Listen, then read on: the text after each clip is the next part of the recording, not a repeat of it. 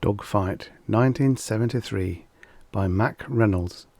Originally published by Imagination Stories of Science and Fantasy, July 1953.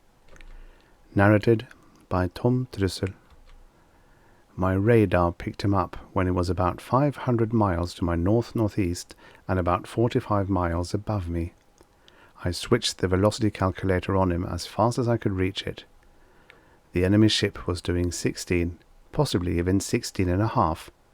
I took the chance that it was the most likely an Iver interceptor at that speed and punched out a temporary evasion pattern with my right hand, while with my left I snapped an Iver K-12 card into my calculator along with its estimated speed, altitude and distance.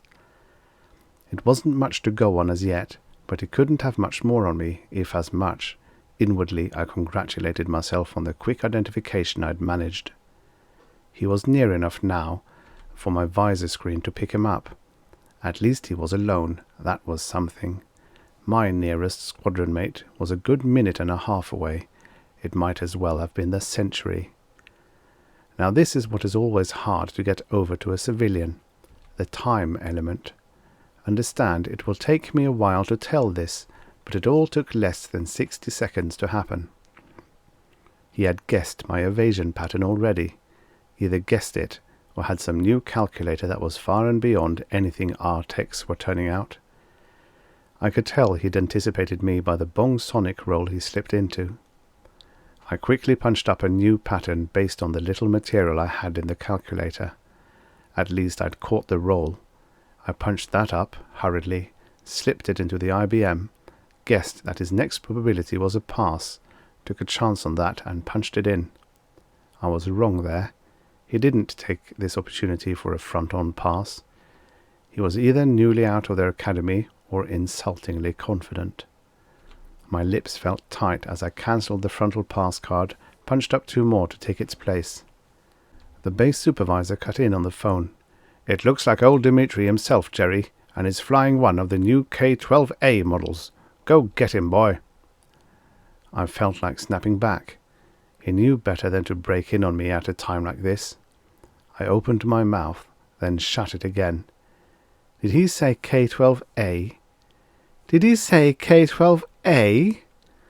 I squinted at the visor screen. The high tail, the canopy, the oddly shaped wing tanks.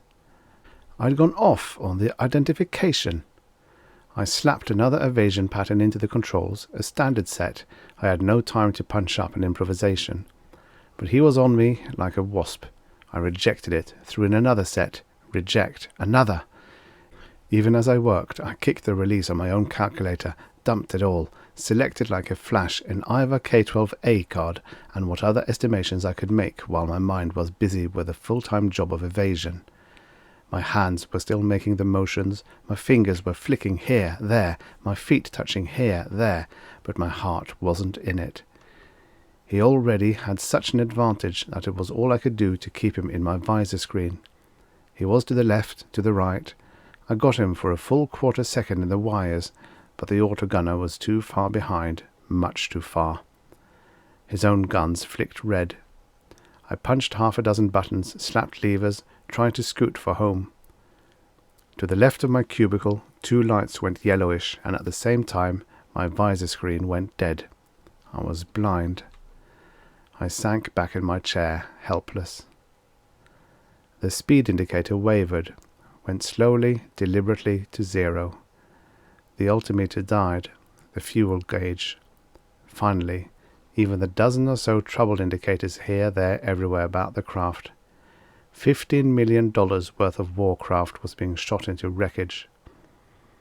I sat there for a long, long minute and took it. Then I got to my feet and wearily opened the door of my cubicle. Sergeant Walters and the rest of the maintenance crew were standing there. They could read in my face what had happened. The sergeant began. "Captain, I grunted at him.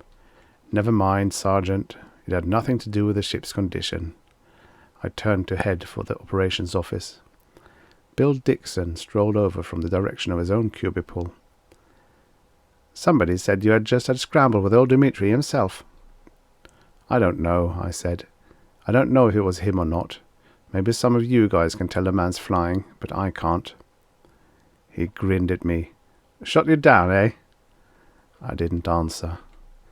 He said, What happened? I thought it was an Ivor K12, and I put that card in my calculator. Turned out it was one of those new models, K12A. That was enough, of course. Bill grinned at me again. That's 2 this week. That flak got you near that bridge, and now you get... Shut up, I told him. He counted up on his fingers elaborately. The way I figure it, you lose 1 more ship, and you're an enemy ace. He was irrepressible. Damn it, I said. Will you cut it out? I've got enough to worry about without you working me over. This means I'll have to spend another half an hour in operations going over the flight, and that means I'll be late for dinner again, and you know Molly. Bill sobered. Gee, he said. I'm sorry. War is hell, isn't it?